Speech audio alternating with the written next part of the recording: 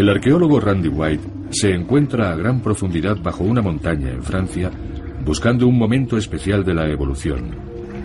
Una época envuelta en el misterio en la que, sin que hubiera apenas cambios físicos, los humanos empezaron a comportarse como no lo habían hecho nunca. Quiere averiguar cómo se convirtieron nuestros antepasados en verdaderos humanos. Da miedo estar en estas cuevas. Son frías, oscuras, húmedas, lugares asfixiantes y peligrosos. Cuando desciendes 1 o 2 kilómetros bajo tierra y encuentras restos de pinturas y cosas así, lo que estás viviendo es algo mucho más profundo que una simple exploración interesante. Quizá esta cueva esté conectada con nuestro yacimiento, con lo que, si hubiera pinturas, pasarían a ser las pinturas rupestres más antiguas del planeta. Es posible que un día Randy White haga un descubrimiento tan asombroso como el que se hizo en 1994, cuando se encontraron cavernas subterráneas adornadas con más de 300 imágenes, algunas de ellas de 34.000 años de antigüedad. Las obras de arte rupestre más antiguas que se conocen. Pero encontrar arte rupestre no es el único objetivo. Lo que está investigando White es más importante. ¿Cómo nació la mente humana? Donde en un tiempo los humanos habían mirado una pared desnuda y solo habían visto roca, de repente otros veían asombrosas posibilidades. Y con el arte llegó la tecnología humana, la comunicación humana, la cultura humana. La cuestión es, ¿qué ocurrió para que esto fuera posible? ¿Cómo pudo ser que una especie abriera su mente e irrumpiera en un nuevo universo? ¿Cómo fue que nuestros antepasados humanos desarrollaron una forma totalmente nueva de verse a sí mismos? Y con el tiempo, transformaron el planeta.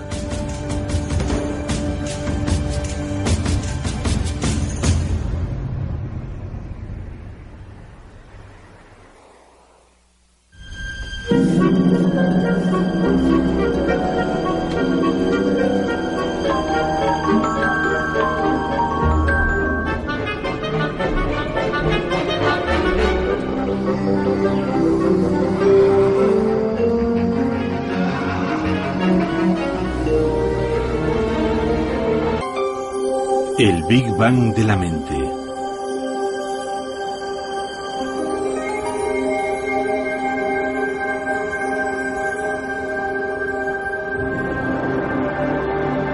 El Valle del Gran Rift, en África Oriental. Aquí fue donde comenzó la historia de la humanidad. Durante millones de años, África fue el paisaje de la evolución humana. En estas tierras, un pueblo ancestral sobrevivió, se reprodujo y transmitió sus rasgos de generación en generación. Sin África, la humanidad tal y como la conocemos puede que no hubiera llegado a evolucionar.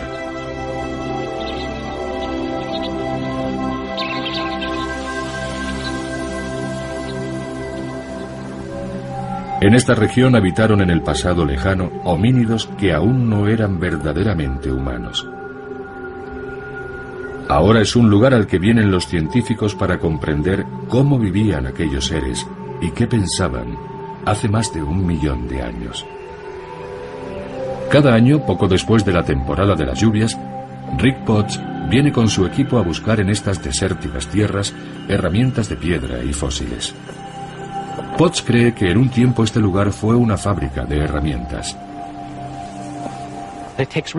Hay que tener los ojos bien entrenados para encontrar ese primer fragmento de fósil, o esa lasca de una herramienta de piedra que nos dice que hubo homínidos aquí mismo, en este lugar.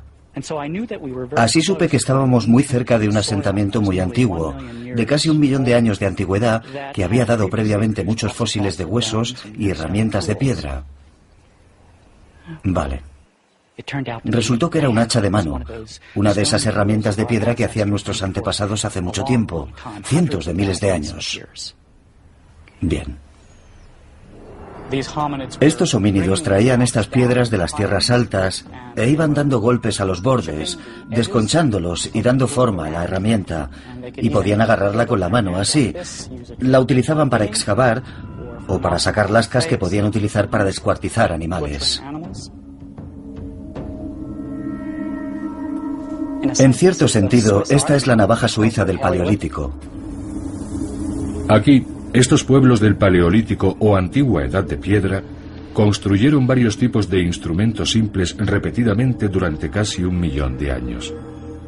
De hecho, su mente estaba orientada hacia la supervivencia.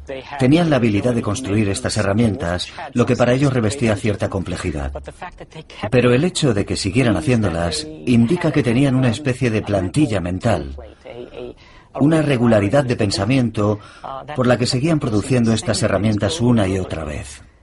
Lo más probable es que no hablaran entre sí, como hacemos nosotros. Y según parece les fue bien con esta sencilla herramienta. Así que utilizaron esto durante 1,5 millones de años, un periodo inmenso de tiempo si pensamos en la actualidad, cuando un programa informático no dura más de un par de años antes de que aparezca una nueva versión o se diversifique. Y con nuestra tecnología pasa lo mismo. No es como funcionaba la tecnología de estos pueblos antiguos hace 1 millón de años. A ellos les faltaba algo que tenemos nosotros, la creatividad, la capacidad de innovar, la diversidad de culturas que caracteriza a nuestra especie.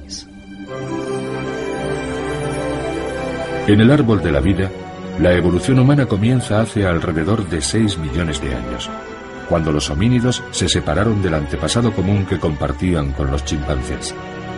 Descendieron de los árboles hace unos 4 millones de años y entraron en un nuevo mundo. Hace 2,5 millones de años, con una mano modificada, perfeccionaron sus herramientas de piedra y empezaron a depender cada vez más de una dieta de carne. El tamaño de su cerebro aumentó espectacularmente.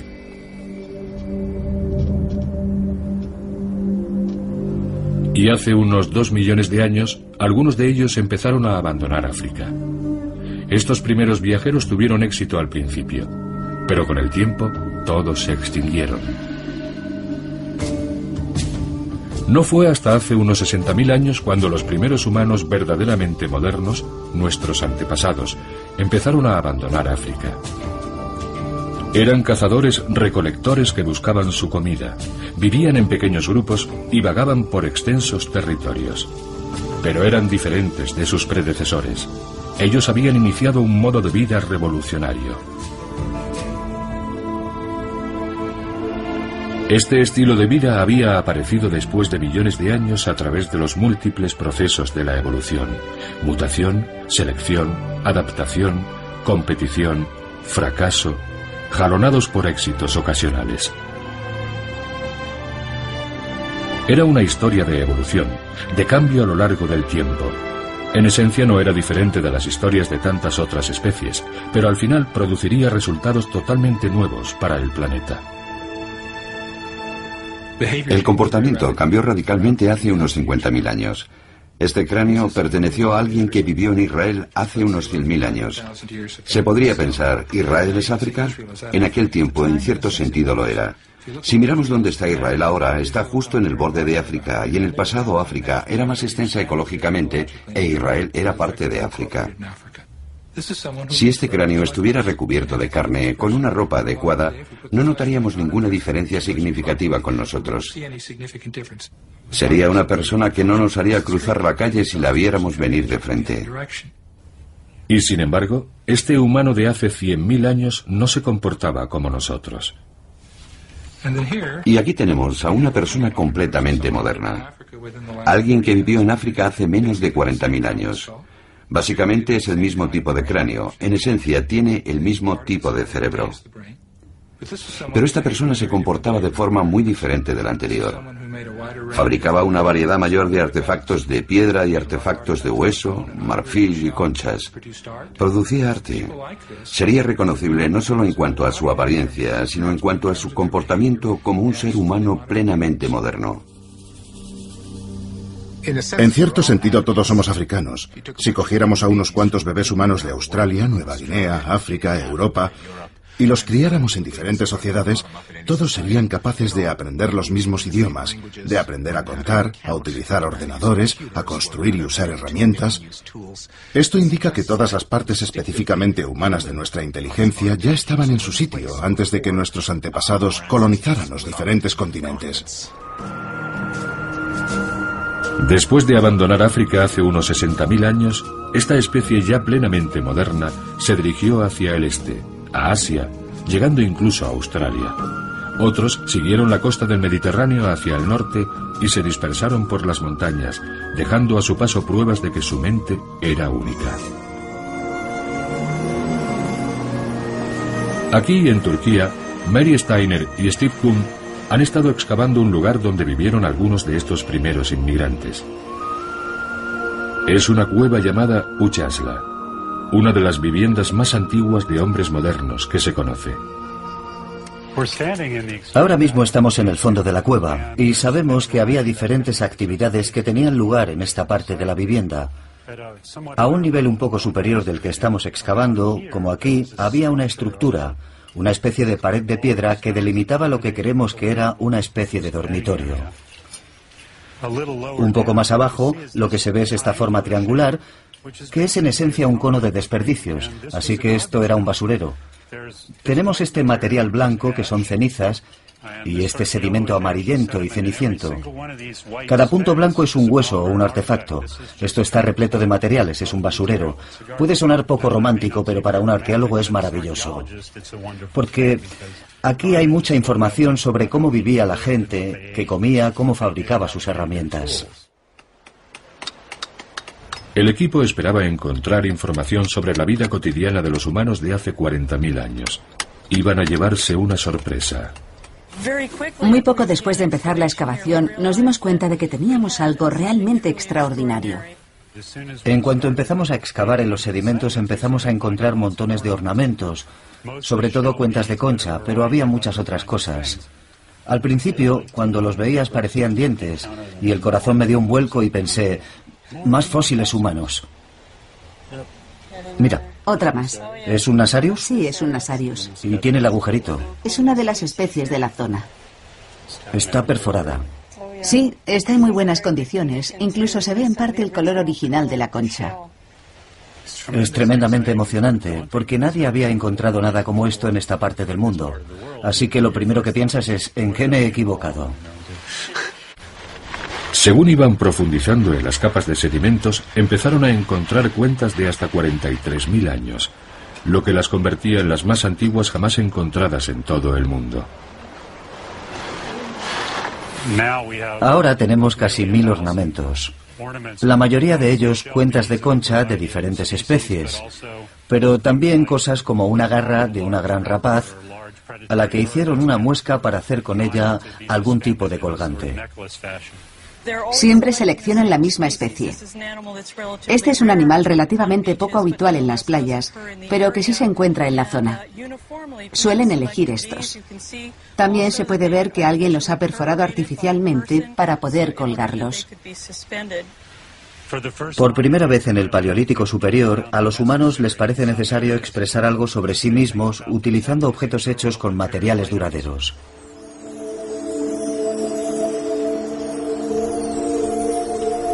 Pero objetos duraderos como las cuentas no sirven para cazar, ni para recolectar, ni para protegerse. Parecen indicar que la gente que vivía aquí tenía en mente algo más que la simple supervivencia. Pero ¿por qué son tan importantes estas cuentas? ¿Y qué pueden decirnos sobre los primeros días de los humanos modernos?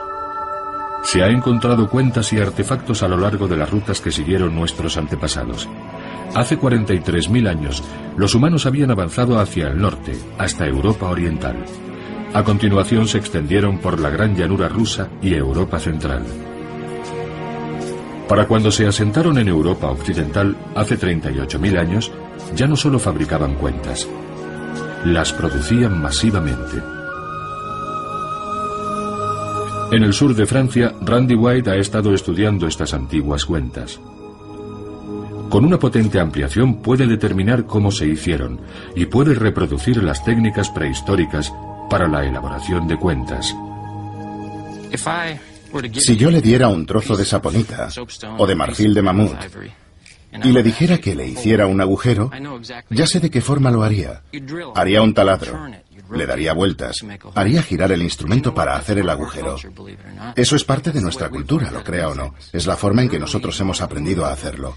Los humanos modernos primitivos tenían una forma completamente diferente de hacer agujeros. Lo hacían como lo estoy haciendo. Excavaban un agujero en un trozo de material y, como vemos, quedaban algunas partes muy irregulares. Pero como era un proceso en el que primero se excavaba y después se pulía, eran capaces de eliminar todas esas imperfecciones y dejar al final un agujero diminuto. Ya tengo un agujero muy pequeño que he hecho utilizando una punta muy grande. La verdad es que es una experiencia muy emocionante estar aquí sentado y haber hecho una cuenta utilizando exactamente las mismas técnicas que utilizaban los humanos hace 35.000 años, con los mismos materiales, de la misma forma, exactamente en el mismo lugar. En este refugio en la roca hemos recuperado más de 1000 cuentas similares a estas. Sabemos que alguien que era mental y emocionalmente muy parecido a nosotros se sentó muy cerca de aquí hace 35.000 años e hizo exactamente lo que yo acabo de hacer. La gente solía mirar las cuentas y pensar que las habían hecho como jugando. Pero aquí, en Castle Merle, pasaron miles de horas perforando cuentas, horas que podrían haber dedicado a otras cosas más productivas. Las cuentas son artefactos del Big Bang de la mente. Son prueba de nuestros primeros pasos creativos y culturales, testimonio de un tiempo en que grupos de humanos empezaron a interactuar socialmente entre sí. La expresión con materiales es verdaderamente uno de los hitos de esta revolución, por así decirlo. Esto es algo realmente nuevo. Son personas creando identidades sociales que no existen en la naturaleza. Es decir, soy una mujer cromañón, he sido madre, tengo una historia particular, tengo un estatus particular dentro de mi grupo. Y cualquiera que sea miembro de ese grupo podrá verlo de un vistazo por el hecho de que lleva cierto tipo de dientes de animales, cierto tipo de cuentas, porque su ropa está decorada de cierta forma. Es una forma de expresión visual, pero está expresando relaciones sociales, y eso es algo muy nuevo en la evolución humana. Humanos utilizando tecnologías al servicio de su identidad social. Eso era algo trascendental.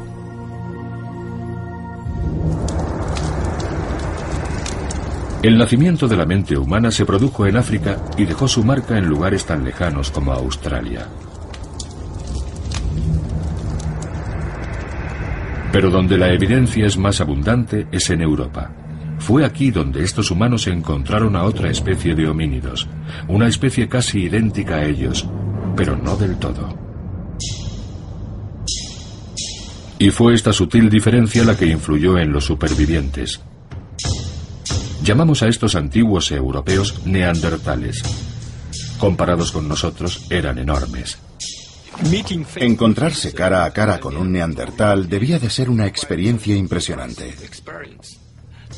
Tenían una masa corporal muy grande, unos 200 kilos de músculos y huesos en el caso de un macho.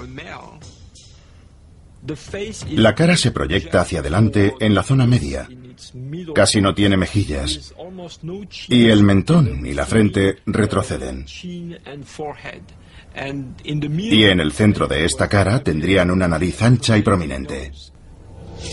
Los neandertales y los humanos eran muy diferentes en la forma en que vivían, y lo que es más interesante, en la forma en que morían. En el enterramiento de la Ferrasí podemos ver el cuerpo de un neandertal macho tendido de lado en una fosa, y eso es todo. Y por ahora tenemos muy pocas evidencias de enterramientos de neandertales con algún tipo de construcción u organización compleja. Los neandertales no muestran muchos signos de vida simbólica. De hecho, no hemos encontrado ningún tipo de arte, o símbolos, o imágenes que utilizaran los neandertales. En cambio, los humanos modernos parecen haber tratado a sus muertos con extremo cuidado. En el permafrost ruso se encontró a este hombre enterrado vestido, adornado con miles de cuentas cuidadosamente trabajadas.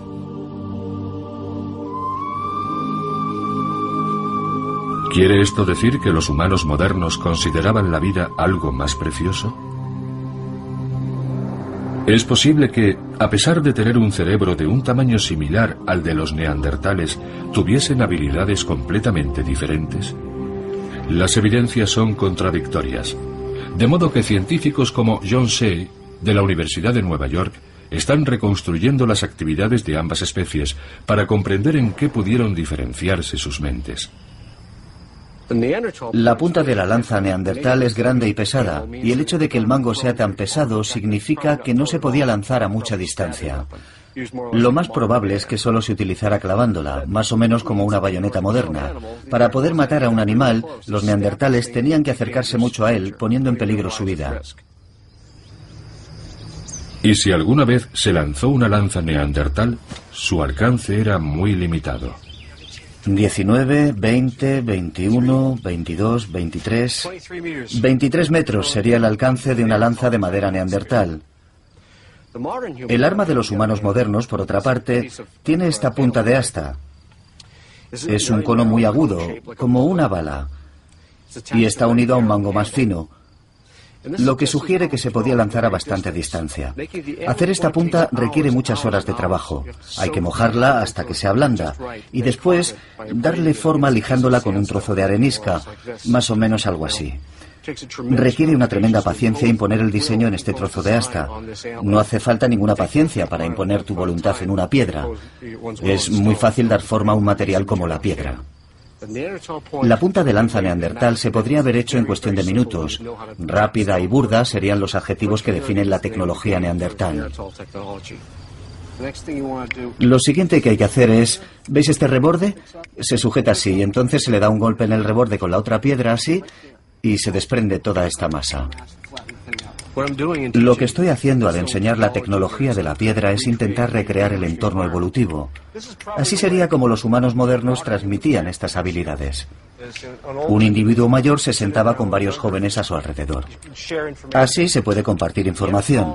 Con los neandertales no tenemos ninguna evidencia de enseñanza sistemática. Hasta hace 50.000 años siempre se hacía lo mismo una y otra vez. Y eso viene a indicarnos que no se transmitía mucha información. Probablemente todo se basaba en la imitación. Pero hace 50.000 años, cuando los humanos modernos aparecen en escena, en cada generación vemos que aparece algo nuevo. No simplemente repetir viejas técnicas, sino construir a partir de la experiencia. El conocimiento y el saber de los mayores fue para los humanos modernos una ventaja estratégica clave. Así, la tecnología podía mejorar de generación en generación. Con esta nueva invención, la azagaya, la lanza se podía arrojar a distancias todavía mayores, reduciendo aún más el riesgo para el cazador. Neandertales, 24 metros.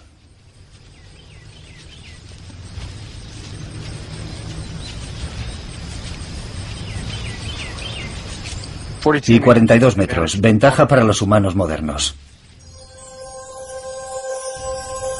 Los avances tecnológicos dicen mucho sobre la nueva capacidad de los humanos para transmitir información a grandes distancias y a través del tiempo. Estas imágenes son una forma de comunicarse con otras personas sin que estén presentes en el mismo momento. Pueden estar muy lejos o pueden estar en un futuro lejano. Y esto es lo que al parecer los neandertales no sabían hacer. Los fósiles nos cuentan que los neandertales vivían en grupos pequeños y aislados, normalmente sin contacto con otros neandertales. Por alguna razón, cuando ya no podían sobrevivir en algún lugar, se trasladaban a otro. Pero la imagen que tenemos de los humanos modernos del Paleolítico Superior en Europa es muy diferente. Para los humanos modernos, el arte portátil pudo servir como un medio de comunicación. Algunas piezas viajaron cientos de kilómetros desde los lugares donde habían sido creadas. Es muy evidente que estas gentes formaban parte de redes que hacían intercambios a larga distancia. Pertenecían a una gran entidad cultural, y es muy probable que los neandertales no tuvieran nada parecido.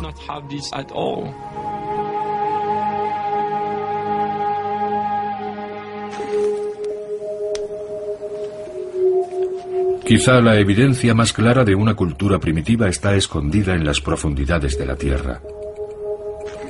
Aunque no podemos saber exactamente por qué los humanos pintaban en estas cavernas, ahora podemos imaginar cómo lo hacían.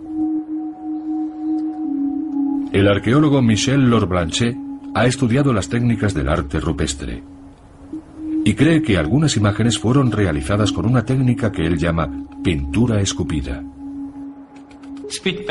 La pintura escupida debió de tener un significado simbólico muy importante. Mediante la experimentación ha podido reproducir esta técnica de los primeros artistas. Mezclando pigmentos con la saliva, cree que conseguían una mezcla que fijaba los colores, de modo que se mantenían mucho tiempo después de haber desaparecido el artista. No se parece en nada a la pintura al óleo, es muy diferente.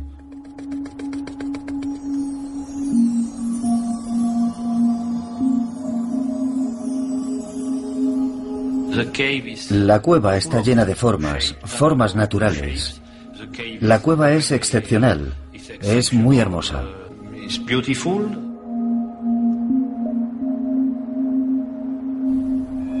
Pero ¿qué pueden decirnos las representaciones de cabras y carneros salvajes pintadas en estas cavernas fantasmales sobre el Big Bang de la mente? Es la primera manifestación de la imaginación humana. Los hombres modernos tienden a dejar su huella en el paisaje, en el territorio.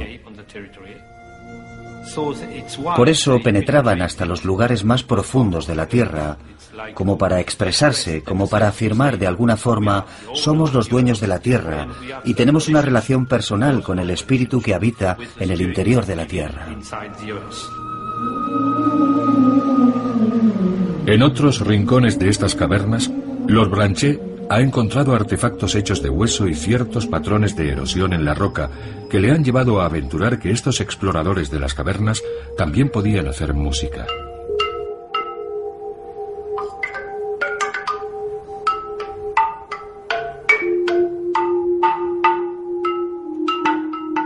Aquí tengo la sensación de estar en una catedral, en una gran catedral, una importante.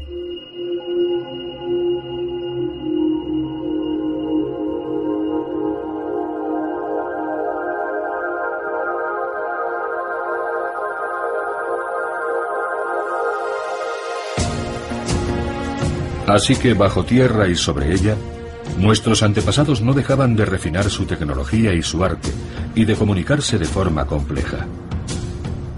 Y parece que estos cambios ocurrieron rápidamente. Pero, ¿cómo pudo ocurrir? Creo que hubo un cambio genético que hizo que el cerebro humano moderno se desarrollara y tuviera esa capacidad de innovar e inventar, característica de los humanos modernos. Si aceptamos la idea de que hubo un cambio neurológico hace 50.000 años, sería la última de una larga serie de mutaciones sobre las que operó la selección natural para producir la especie humana tal y como la entendemos hoy en día. Es muy probable que esos cambios en el cerebro no se produjeran de un día para otro. No hubo una mutación mágica que nos permitió hablar, caminar erguidos, cooperar unos con otros y entender cómo funciona el mundo. La evolución no funciona de esa forma. Lo más probable es que hubiera muchas mutaciones diferentes a lo largo de decenas, puede que de cientos de miles de años, que fueron esculpiendo nuestro cerebro para darle todos los magníficos poderes que tiene en la actualidad. La organización del comportamiento se produce al nivel de las células nerviosas y sus conexiones. Tenemos 100.000 millones de células nerviosas y puede que unos 100 billones de conexiones. Y gran parte de nuestra evolución consiste no solo en tener un cerebro cada vez más grande, sino en cablearlo de la forma adecuada para que soporte la inteligencia. De modo que quizá no fue el tamaño del cerebro humano, sino sus conexiones, lo que nos permitió adquirir nuevas habilidades. Según Richard Rangan, una de esas habilidades es la capacidad de llevar una vida social compleja. Aquí, en África Oriental, los chimpancés nos muestran cómo pudimos interactuar entre nosotros antes del Big Bang de la mente.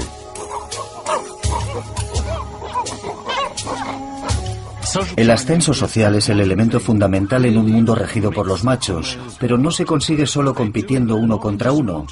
Son muy sensibles a la interacción entre ellos. Así que si tengo un amigo al que quiero impresionar, quizá lo que hago es atacar al enemigo de mi amigo. Y el enemigo de mi amigo puede que esté haciendo algo como despiojarse con uno de sus amigos. De modo que puedo detectar las relaciones entre otros chimpancés y manipularlas en mi beneficio.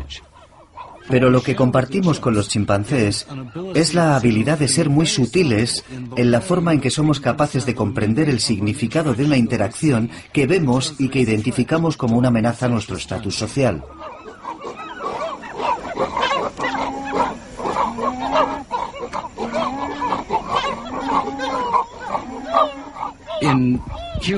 Entre los humanos, decimos unas palabras al padre de un adolescente que se comporta mal, y de repente puedes controlar su comportamiento.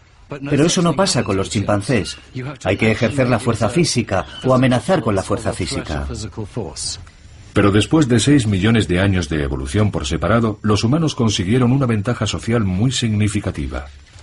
Resulta muy satisfactorio que el Consejo de Ancianos se siente alrededor del fuego por la noche y diga: Joe se está comportando muy mal, vamos a tener que hacer algo con él. Eso es lo que los chimpancés no pueden hacer. Pero hay muchas más cosas que los chimpancés no pueden hacer. En la Universidad de St. Andrews, en Escocia, Andrew Whiten estudia las diferencias entre la mente de los chimpancés y la de los humanos. Con unas herramientas sorprendentes, él y otros colegas han identificado otra ventaja crítica, y posiblemente una de las claves del asombroso éxito de la mente humana. Vale. La capacidad de leer el pensamiento. ¿Será capaz esta niña de 3 años de ver la realidad desde el punto de vista de otro? ¿Puede hacer deducciones sobre lo que piensa otra persona? ¿Puede detectar el engaño?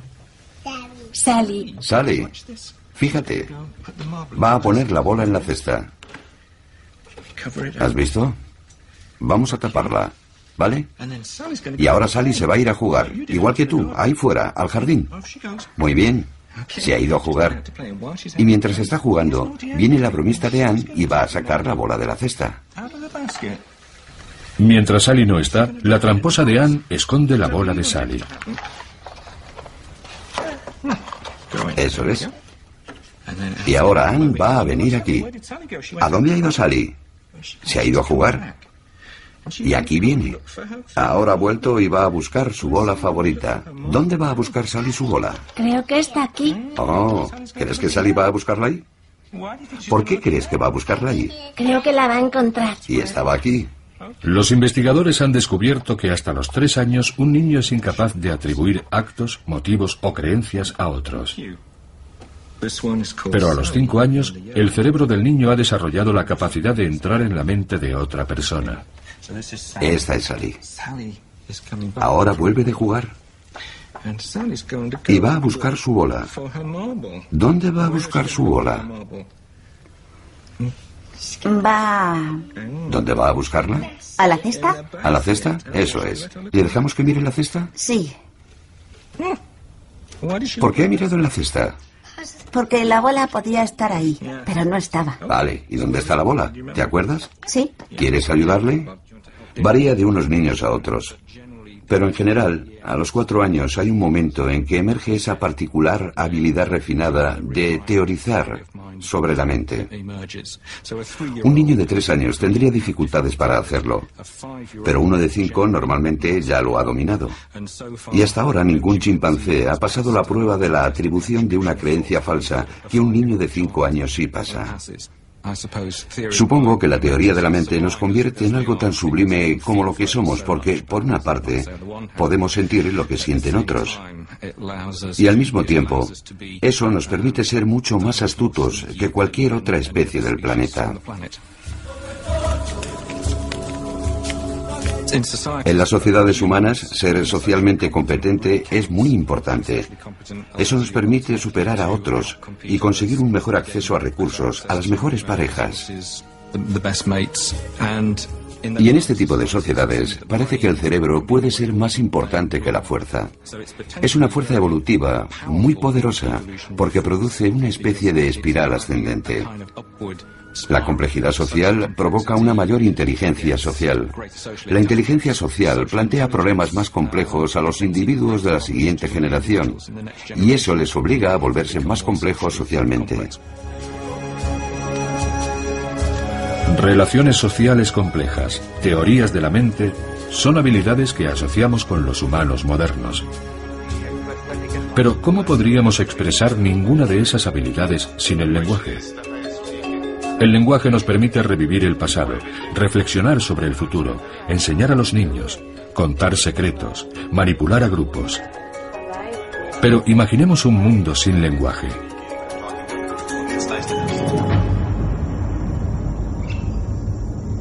Nicaragua, América Central.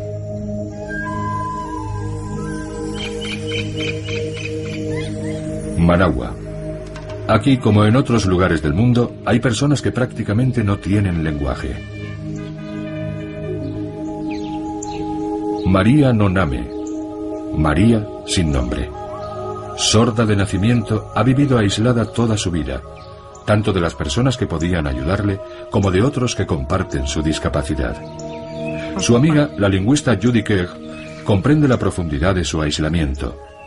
Las dos pueden comunicarse a un nivel básico, con gestos simples y primitivos. Cuando la conocí, carecía de la habilidad de decirme quién era ni qué edad tenía. No sabía su nombre. Para explicarme quién era, tuvo que llevarme a su casa y enseñarme papeles y fotos de su familia. Teníamos que compartir un contexto. Puede contarme algunas cosas, se lo voy a enseñar. Puede contarme lo que le ocurrió a su padre.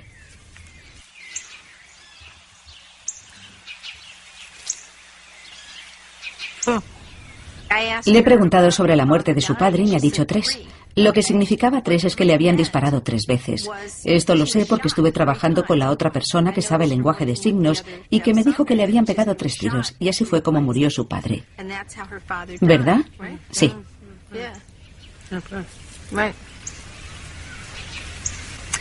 Pero el caso es que 3 no basta para darme acceso a la información que habría necesitado de no haber tenido datos adicionales previamente.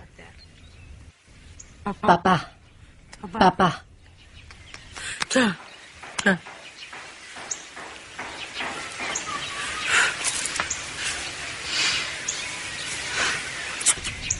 Vale. Lo que está diciendo es, tuve una hija que se fue, se casó y eso fue todo. Ya no volvió. Tuve un hijo que se fue y no volví a saber de él. Y eso es todo. Estoy sola, esa es mi vida. Podía aprender un lenguaje. El problema fue que no tuvo acceso al lenguaje en el periodo crítico. Y esa ventana crítica para aprender el lenguaje, como lo hemos aprendido nosotros, se cerró. Esa ventana del lenguaje permanece abierta hasta que cumplimos 7 años. Entonces empieza a cerrarse lentamente según avanzamos hacia la pubertad. Hasta los años 80 muchos nicaragüenses sordos eran como María sin nombre. No habían aprovechado la ventana del lenguaje porque nunca se habían encontrado con otros que compartieran su discapacidad. Pero en 1980, después de la revolución sandinista, el nuevo gobierno intentó ayudar a los sordos a mejorar sus condiciones de vida y llevaron a los niños sordos de las aldeas a Managua para terminar con su aislamiento. Aquí los educadores intentaron enseñarles el lenguaje de signos existente, pero sus esfuerzos fracasaron. Los niños no mostraban ningún interés por aprender un lenguaje que se les intentaba imponer. Sin embargo, empezaron a comunicarse a su manera.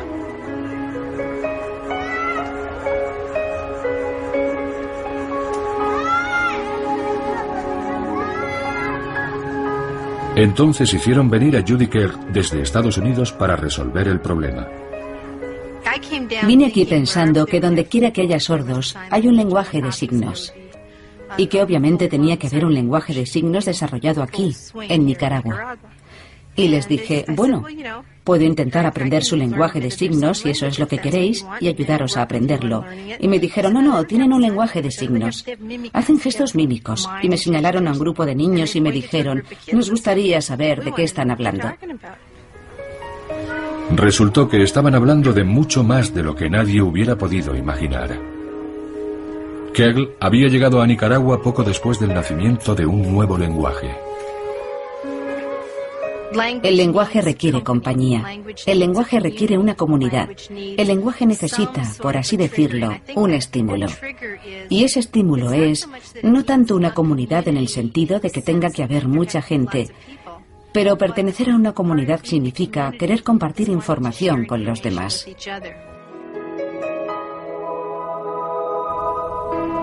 ¿Podría asemejarse este momento a lo que ocurrió hace aproximadamente 50.000 años?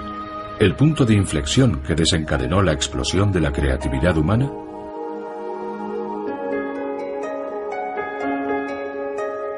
El lenguaje no necesita voz. Es nuestro legado. Es algo inherente al ser humano. A día de hoy seguimos sin saber exactamente cuándo evolucionó el lenguaje, cuándo abrió la puerta a nuestro extraordinario éxito como especie.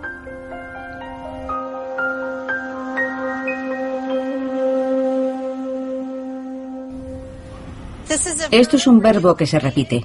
Pero el lenguaje, todos los lenguajes, dependen de unas normas estrictas, todas ellas familiares. Ahora pasa a adoptar el rol del hombre que mira al pájaro. Y ahora el hombre se cae de la montaña, medio soñando que va a volar como un pájaro. Mientras que muchas especies pueden comunicarse, incluso vocalizar, solo los lenguajes humanos se guían por reglas complejas. Cada uno de los 6.300 lenguajes de nuestro mundo las tiene. Es lo que llamamos sintaxis.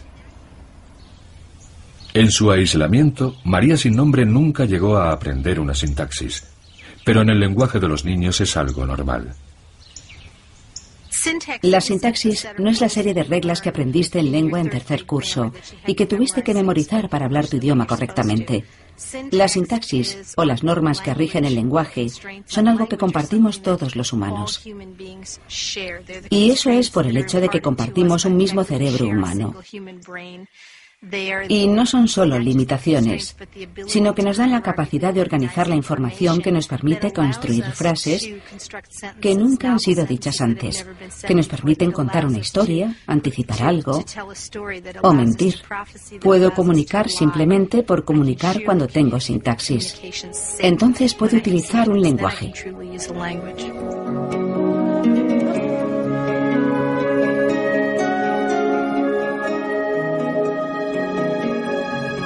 Y los mejor dotados con las herramientas del lenguaje pudieron ser los que prosperaron, según Richard Dawkins.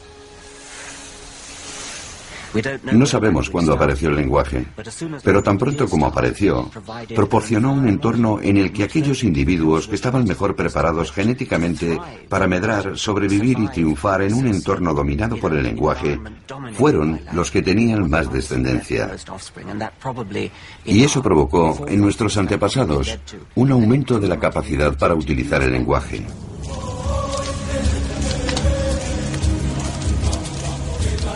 ¿Cuál era exactamente el propósito evolutivo del lenguaje? ¿Era transmitir información sobre fuentes de agua, armas, qué había más allá de una montaña? ¿O es posible que tuviera otras ventajas? La respuesta puede ser sorprendente.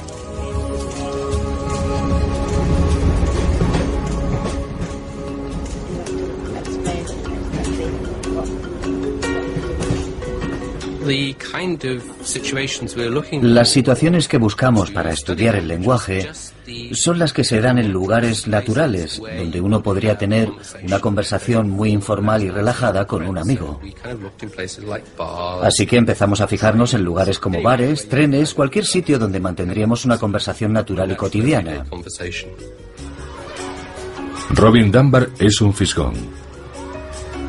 Escucha las conversaciones de otras personas para determinar de qué habla la gente realmente.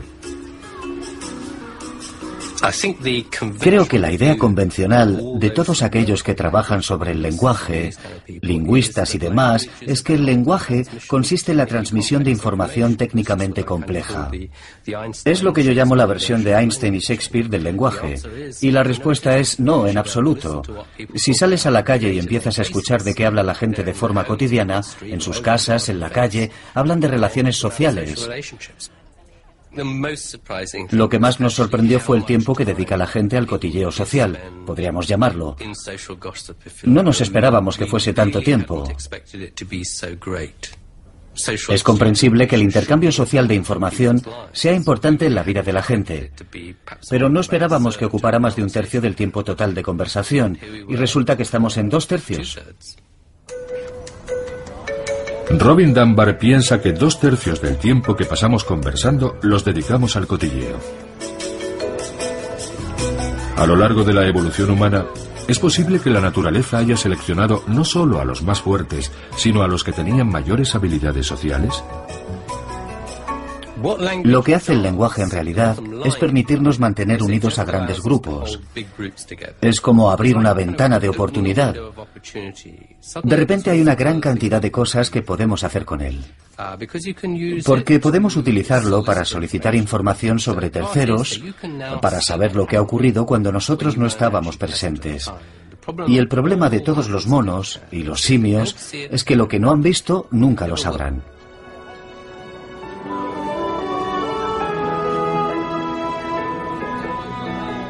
El cotilleo es una de las cosas para las que es útil el lenguaje. Siempre es útil saber quién necesita un favor, quién puede hacerlo, quién está disponible, quién está con una pareja celosa. Y ser el primero que se entera de un cotilleo es como utilizar información privilegiada. Puedes aprovechar una oportunidad antes que nadie. Pero el lenguaje es útil para intercambiar conocimientos técnicos.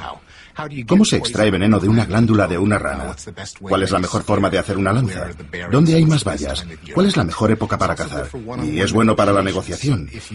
Si me das parte de tu carne, yo te doy parte de mi fruta. El lenguaje puede ser útil de formas muy diferentes. El cotilleo solo es una de ellas. El lenguaje, la fuerza que creó la cultura humana moderna y que hoy nos dice quiénes somos, de dónde venimos y a dónde vamos. El lenguaje, de acuerdo con Richard Dawkins, también es fundamental en una nueva y poderosa fuerza evolutiva. Por lo que respecta a la duración de la vida humana, el único tipo de cambio evolutivo que es posible que lleguemos a ver no es la evolución genética, sino la evolución cultural. Y si la contemplamos desde un punto de vista darwiniano, estamos hablando de la supervivencia de los memes frente a los genes. Los memes son ideas, hábitos, habilidades, gestos, historias, canciones, cualquier cosa que pasa de unas personas a otras por imitación. Los copiamos. Igual que los genes se copian en el interior de nuestras células y se transmiten con la reproducción, los memes los copian nuestro cerebro y nuestro comportamiento y pasan de unos a otros. Igual que la competencia entre genes da forma a toda la evolución biológica, la competición entre memes da forma a nuestra mente y nuestra cultura. Para entender la naturaleza humana es esencial tener en cuenta a los memes. Sue Blackmore cree que los memes han sido la fuerza que ha impulsado la evolución humana, sobre todo desde el Big Bang de la mente hace unos 50.000 años. Según ella, las ideas, los prejuicios, las tendencias y los descubrimientos funcionan en gran medida como los genes. Se autorreproducen y se acumulan de mente en mente, de sociedad en sociedad, de generación en generación. Los memes son los elementos básicos de un nuevo tipo de evolución. Si las unidades culturales se reproducen de una forma similar a la forma en que se reproducen las moléculas de ADN, tenemos la posibilidad de un tipo completamente nuevo de darwinismo. Los cambios que se han producido en la forma de vida de los humanos durante los últimos 50.000 años han tenido muy poco que ver con ningún cambio biológico de nuestro cerebro, Hoy vivimos de forma diferente, no porque tengamos un cerebro mejor, sino porque hemos ido acumulando los descubrimientos que hicieron nuestros antepasados.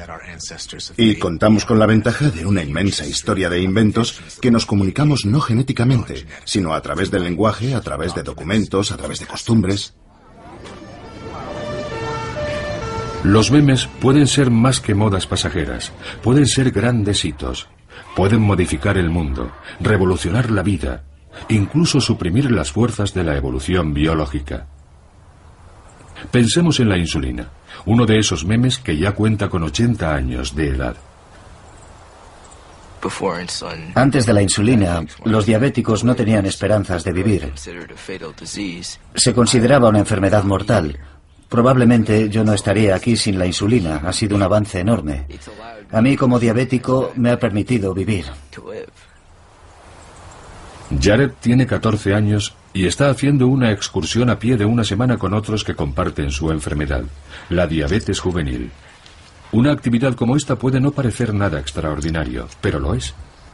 Al hacer ejercicio, el nivel de azúcar de un diabético puede descender peligrosamente. 231. Normalmente eso es bastante alto, pero durante la marcha intentamos mantener el azúcar en sangre alto por si baja. Y es mejor estar seguros de que tenemos suficiente azúcar, porque estamos haciendo mucho ejercicio. Jared puede controlar su enfermedad gracias a un aparato que le suministra insulina en el momento en que la necesita.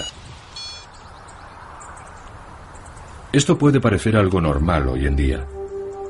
Pero antes de los años 20, una persona como Jared habría muerto en la primera infancia, sin llegar a alcanzar la edad de reproducción, y sin haber podido transmitir sus genes.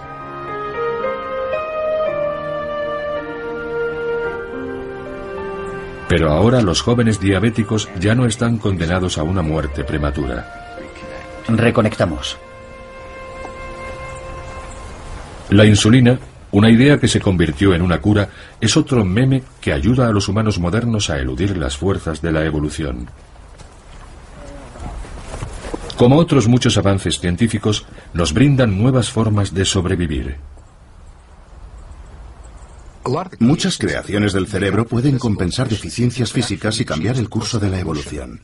Hace miles de años, una persona con una miopía elevada no habría tenido muchos descendientes y habría sido devorada o se habría caído por un barranco. Pero inventamos las gafas. Y ahora ser miope no supone ningún problema. Habrá quien pueda decir, bueno, ¿y eso no es interferir con la evolución? ¿No sería mejor dejar que los diabéticos y los miopes murieran para mejorar la calidad física de la especie? Eso va en contra de la forma en que funciona la evolución humana, y es por lo que desde hace decenas de miles de años nuestra supervivencia ha dependido de nuestros inventos, y esto es simplemente una extensión de ese proceso. Nuestra rebelión contra la evolución biológica ha adoptado muchas formas. Podemos llamarlo cultura, o memes, o evolución memética. Pero nos convierte a cada uno de nosotros en el mejor superviviente de este planeta hasta ahora. Hoy en día, yo diría que la evolución memética va cada vez más rápido y casi ha sustituido a la evolución biológica. No totalmente, porque las dos siguen yendo de la mano. Por ejemplo, el control de la natalidad, los memes de la píldora, los preservativos, todas esas cosas tienen un efecto en los genes. Cambian espectacularmente en todo el planeta. ¿Qué genes se transmiten y cuáles no?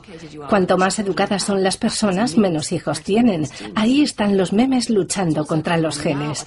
Y lo que también está pasando ahora es que los memes se han hecho de repente con un nuevo medio, Internet. Pensábamos que habíamos creado Internet para nuestro beneficio, pero en realidad si observas cualquier oficina ves a todo el mundo ahí sentado esclavizado por los memes. Hola, ha entrado un fax, sí, un email. Todo va muy deprisa. Yo diría que es la consecuencia inevitable del proceso evolutivo memético. Los memes se están volviendo cada vez mejores y más rápidos y están creando mejores mecanismos de copia para autorreproducirse. Y no sé dónde nos deja eso a nosotros en el futuro.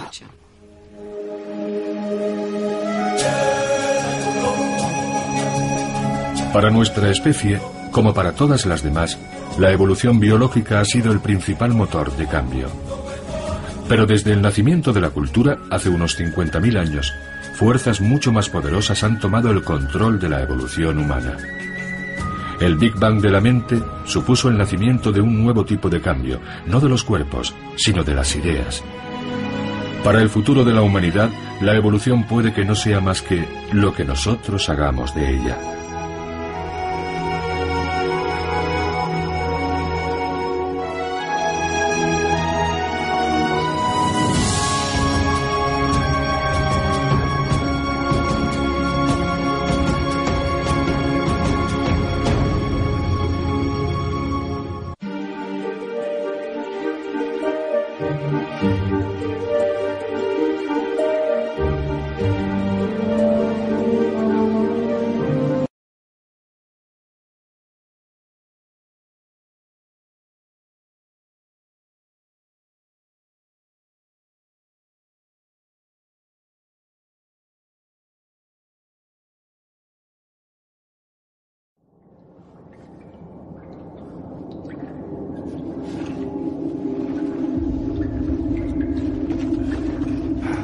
El arqueólogo Randy White se encuentra a gran profundidad bajo una montaña en Francia, buscando un momento especial de la evolución.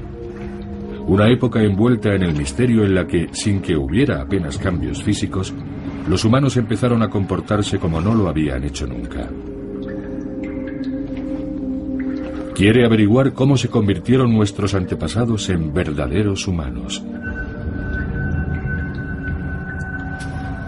Da miedo estar en estas cuevas. Son frías, oscuras, húmedas, lugares asfixiantes y peligrosos. Cuando desciendes 1 o 2 kilómetros bajo tierra y encuentras restos de pinturas y cosas así, lo que estás viviendo es algo mucho más profundo que una simple exploración interesante. Quizá esta cueva esté conectada con nuestro yacimiento, con lo que, si hubiera pinturas, pasarían a ser las pinturas rupestres más antiguas del planeta. Es posible que un día Randy White haga un descubrimiento tan asombroso como el que se hizo en 1994, cuando se encontraron cavernas subterráneas adornadas con más de 300 imágenes, algunas de ellas de 34.000 años de antigüedad. Las obras de arte rupestre más antiguas que se conocen. Pero encontrar arte rupestre no es el único objetivo. Lo que está investigando White es más importante. ¿Cómo nació la mente humana? Donde en un tiempo los humanos habían mirado una pared desnuda y solo habían visto roca, de repente otros veían asombrosas posibilidades. Y con el arte llegó la tecnología humana, la comunicación humana, la cultura humana. La cuestión es, ¿qué ocurrió para que esto fuera posible? ¿Cómo pudo ser que una especie abriera su mente e irrumpiera en un nuevo universo? ¿Cómo fue que nuestros antepasados humanos desarrollaron una forma totalmente nueva de verse a sí mismos? Y con el tiempo, transformaron el planeta.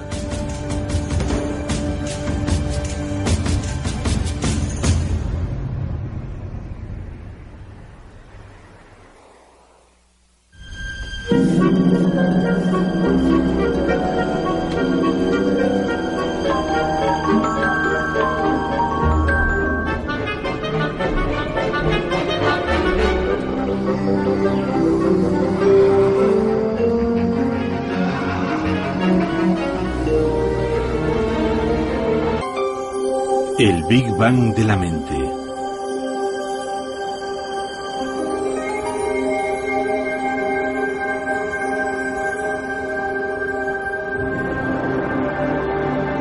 El Valle del Gran Rift, en África Oriental. Aquí fue donde comenzó la historia de la humanidad. Durante millones de años, África fue el paisaje de la evolución humana. En estas tierras, un pueblo ancestral sobrevivió, se reprodujo y transmitió sus rasgos de generación en generación. Sin África, la humanidad tal y como la conocemos puede que no hubiera llegado a evolucionar.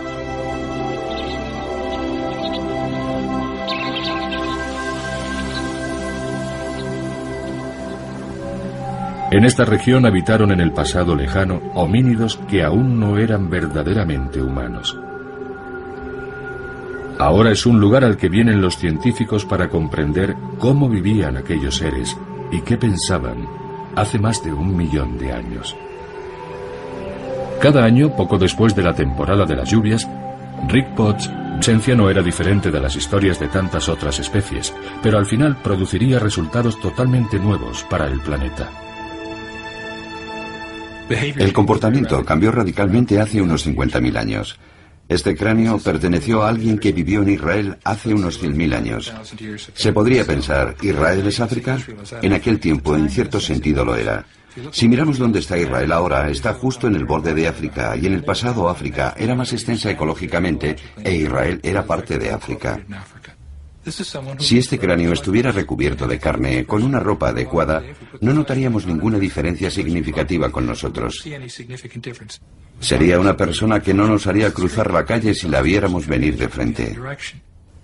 Y sin embargo, este humano de hace 100.000 años no se comportaba como nosotros. Y aquí tenemos a una persona completamente moderna. Alguien que vivió en África hace menos de 40.000 años. Básicamente es el mismo tipo de cráneo. En esencia, tiene el mismo tipo de cerebro. Pero esta persona se comportaba de forma muy diferente de la anterior. Fabricaba una variedad mayor de artefactos de piedra y artefactos de hueso, marfil y conchas. Producía arte. Sería reconocible no solo en cuanto a su apariencia, sino en cuanto a su comportamiento como un ser humano plenamente moderno. En cierto sentido, todos somos africanos. Si cogiéramos a unos cuantos bebés humanos de Australia, Nueva Guinea, África, Europa, y los criáramos en diferentes sociedades, todos serían capaces de aprender los mismos idiomas, de aprender a contar, a utilizar ordenadores, a construir y usar herramientas.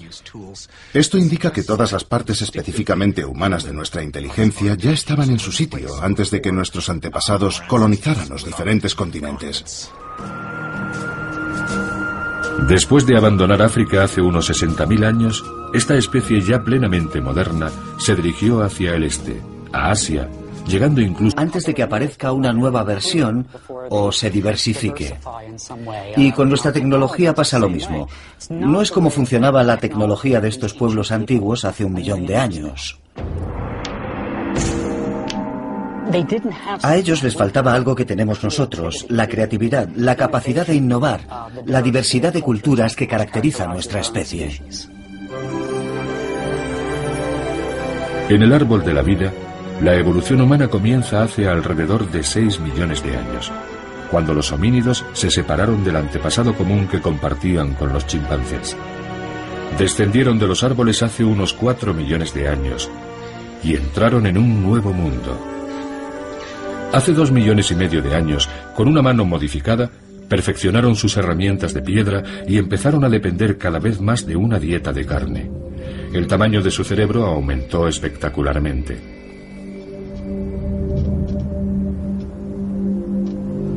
Y hace unos 2 millones de años, algunos de ellos empezaron a abandonar África. Estos primeros viajeros tuvieron éxito al principio, pero con el tiempo todos se extinguieron. No fue hasta hace unos 60.000 años cuando los primeros humanos verdaderamente modernos, nuestros antepasados, empezaron a abandonar África. Eran cazadores-recolectores que buscaban su comida, vivían en pequeños grupos y vagaban por extensos territorios. Pero eran diferentes de sus predecesores. Ellos habían iniciado un modo de vida revolucionario. Este estilo de vida había aparecido después de millones de años a través de los múltiples procesos de la evolución: mutación, selección, adaptación, competición, fracaso, jalonados por éxitos ocasionales. Era una historia de evolución, de cambio a lo largo del tiempo. Enes viene con su equipo a buscar en estas desérticas tierras herramientas de piedra y fósiles. Potts cree que en un tiempo este lugar fue una fábrica de herramientas. Hay que tener los ojos bien entrenados para encontrar ese primer fragmento de fósil o esa lasca de una herramienta de piedra que nos dice que hubo homínidos aquí mismo, en este lugar. Así supe que estábamos muy cerca de un asentamiento muy antiguo, de casi 1 millón de años de antigüedad, que había dado previamente muchos fósiles de huesos y herramientas de piedra. Vale. Resultó que era un hacha de mano, una de esas herramientas de piedra que hacían nuestros antepasados hace mucho tiempo, cientos de miles de años. Bien. Estos homínidos traían estas piedras de las tierras altas e iban dando golpes a los bordes, desconchándolos y dando forma a la herramienta, y podían agarrarla con la mano, así. La utilizaban para excavar o para sacar lascas que podían utilizar para descuartizar animales. En cierto sentido, esta es la navaja suiza del Paleolítico. Aquí, estos pueblos del Paleolítico o antigua Edad de Piedra construyeron varios tipos de instrumentos simples repetidamente durante casi 1 millón de años. De hecho, su mente estaba orientada hacia la supervivencia. Tenían la habilidad de construir estas herramientas, lo que para ellos revestía cierta complejidad. Pero el hecho de que siguieran haciéndolas indica que tenían una especie de plantilla mental, una regularidad de pensamiento por la que seguían produciendo estas herramientas una y otra vez. Lo más probable es que no hablaran entre sí, como hacemos nosotros. Y según parece les fue bien con esta sencilla herramienta. Así que utilizaron esto durante 1,5 millones de años, un periodo inmenso de tiempo si pensamos en la actualidad, cuando un programa informático no dura más de un par de años